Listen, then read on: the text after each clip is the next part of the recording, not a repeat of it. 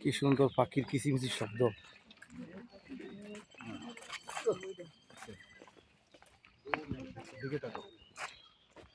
আজকের আনন্দের লীলা মানে খুব সুন্দর একটা সুন্দর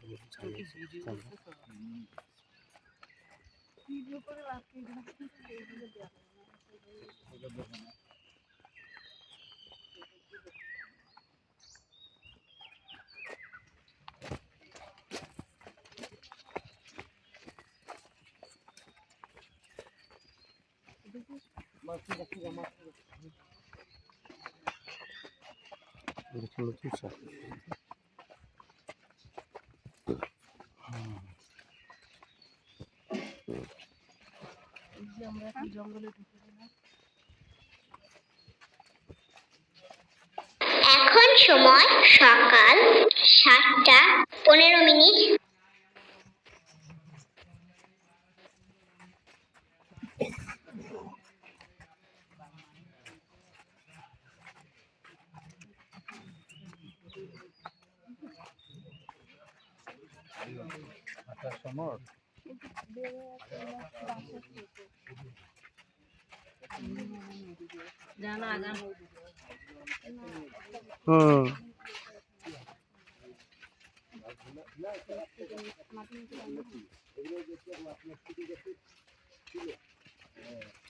বিচির পরেও নাকি জ্বালাইছিল।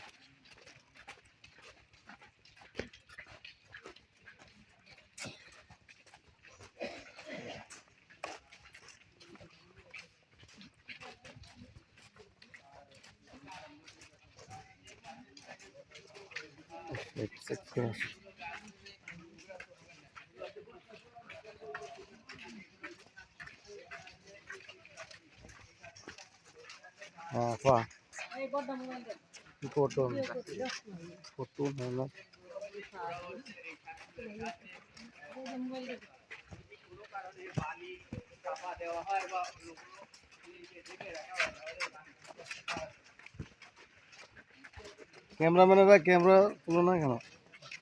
হাঁটলে কি চলবে?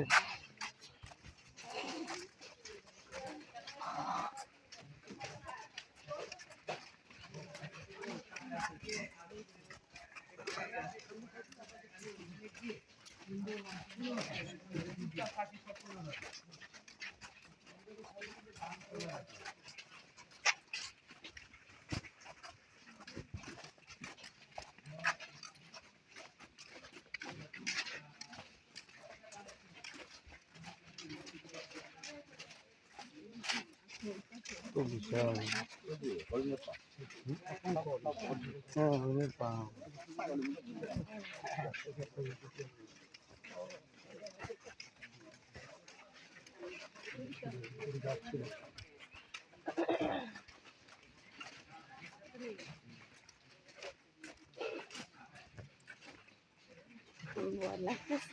সামনে মনে হয় অন্য গ্রুপ। আপনারা দেখতেই পাচ্ছেন আমাদের ডেল্টা পরিবারের সবাই এখানে আনন্দ মিছিলের মতো কি আনন্দ উপভোগ করতেছে। আন্দারমানিক স্পটটা বলে। হ্যাঁ, এটি জায়গাটি হচ্ছে আন্দারমানিক।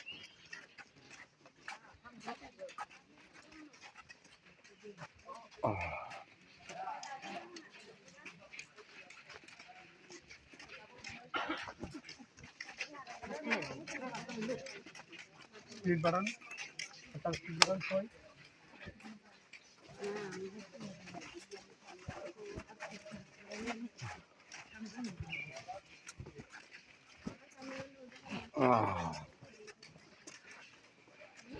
স্যার কেমন লাগতেছে স্যার? অনেক ভালো লাগছে। না আসলে স্যার বুঝতে পারতাম না স্যার, এত সুন্দর।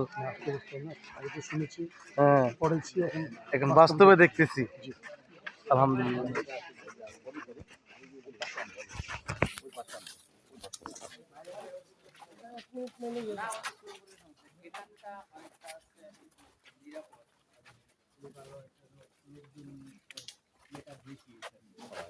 এই জায়গায় একটা বাঘ আছে, এখানে দুইটা আছে, পুরা সন্ধ্যার পরে আছে। তো আমরা সুন্দরবন ভ্রমণে আসছি। Mangrove forest, the magical forest of the world. বাংলাদেশের সুন্দরবনের আয়তন ৬,০১৭ স্কোয়ার কিলোমিটার। টোটাল সুন্দরবনের আয়তন আছে ১০,০০০ স্কোয়ার কিলোমিটার, যার 60% বাংলাদেশে, 40% ইন্ডিয়াতে। ইন্ডিয়ার অংশে ৪,০০০ স্কোয়ার কিলোমিটার। সুন্দরবনের প্রশাসনিকভাবে ৪টা ভাগে ভাগ করা হয়েছে। সেটাকে বলা হচ্ছে রেঞ্জ। আমাদের বাগেরহাটের ভিতর 2টা রেঞ্জ পড়ছে, একটা শরণখোলা, পূর্বে শরণখোলা, তারপরে চাঁদপাই। আমরা এখন চাঁদপাইয়ের ভিতর আছি।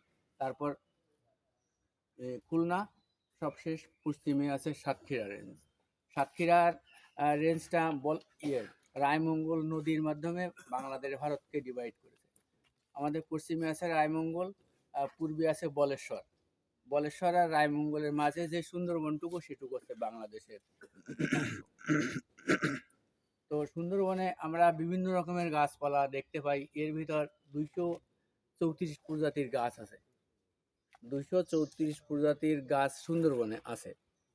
এর মধ্যে মাত্র 33 থেকে 34 প্রজাতির ট্রু ম্যানগ্রোভ, মানে রিয়েল ম্যানগ্রোভ যেটাকে বলে। ম্যানগ্রোভ হতে গেলে তার 3টা বৈশিষ্ট্য মাস্ট থাকতে হবে। একটা হচ্ছে শ্বাসমূল, এই যে ছোট ছোট যে গাছের মতো দেখতে পাচ্ছেন, যে মনে হচ্ছে যেন চারা গাছ, এগুলো চারা গাছ না, একে বলা হচ্ছে শ্বাসমূল। এই শ্বাসমূলের সাহায্যে ম্যানগ্রোভ আসছে নিঃশ্বাস প্রশ্বাস চালায়।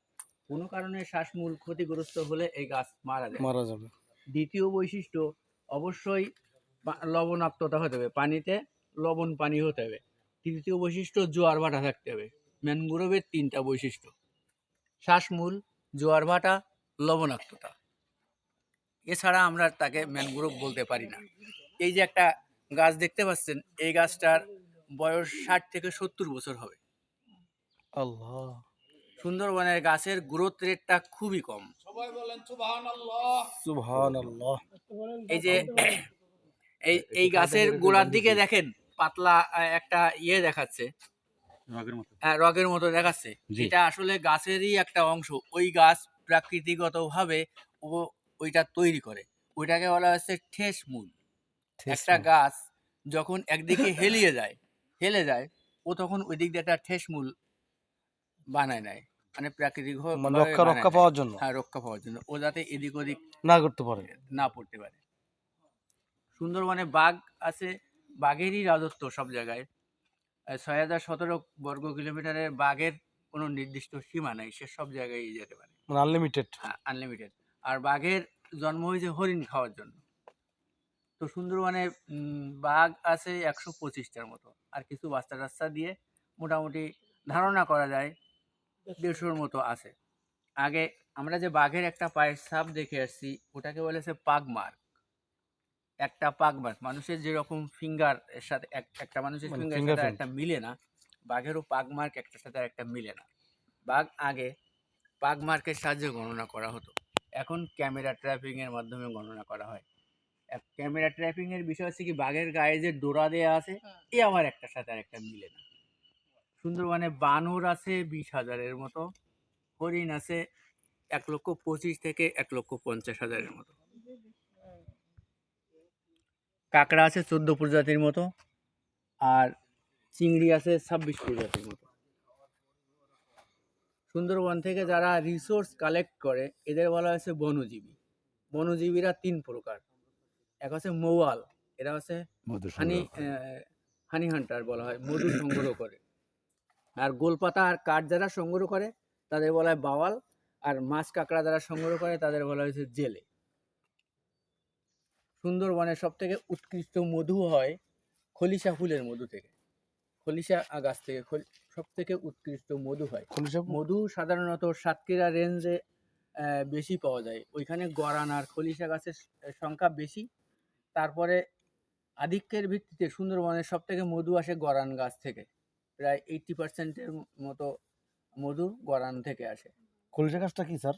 খলিশা গাছ একটা গুল্ম জাতীয় গাছ, বেশি বড় হয় না। হ্যাঁ, তো দেখতে কেমন? দেখতে দেখা যাবে হয়তো সামনে আমি পাওয়া যেতে পারে। আপনাদের দেখাবো, খলিশা গাছ দেখাবো। তো এখন এই আমরা যে কি বড় আস্তে বড় আস্তে যে আগাইতে পারি? বড় বড় যে এসো, গাছগুলো আপনার সাধারণত বক্তব্যটা শুনে সুন্দরী নিন। গাছ একটু লম্বা হয়। আর একটা মজার গাছ আছে, সেটা হচ্ছে কেওড়া। আপনারা নাম শুনে থাকবেন কেওড়া। হ্যাঁ, বুঝতে পারছি, কেওড়া। কেওড়া ডালের ভিতর দেখাও যায়, কেওড়ার আচার তৈরি করা হয়।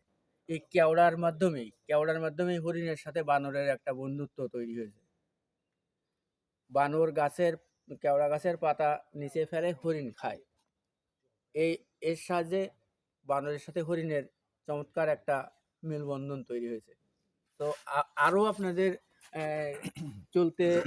চলতে চলতে আরো অনেক ইনফরমেশন শেয়ার করব। আর আপনাদের যদি কোনো কিছু জানতে ইচ্ছা করে আমাকে জিজ্ঞাসা করতে পারবেন। তো আমরা এখন সামনের দিকে ওরা তো গেছি আগে দেনা আমাদের। তো আমাদের টিম স্যার ওরা গেল কি নিয়ে? কার সামনে হ্যাঁ? না হেরা আমগো টিম ও হেরা অন্য। হেরা অন আচ্ছা, ওগুলো মনে স্টুডেন্ট সব গাছ রক্ষার জন্য 500 মূলের এই যে 500 মূলের জন্ম আমাদের আত্মরক্ষা একটু করেন না, ধরে রাখবেন স্যার। কি করছে? গাছ মারা গেছে। একটু বয়স হইলে পরে তারা মানুষের পিছনে থেকে বিদায় নেয়। আল্লাহ, গাছ প্রচুর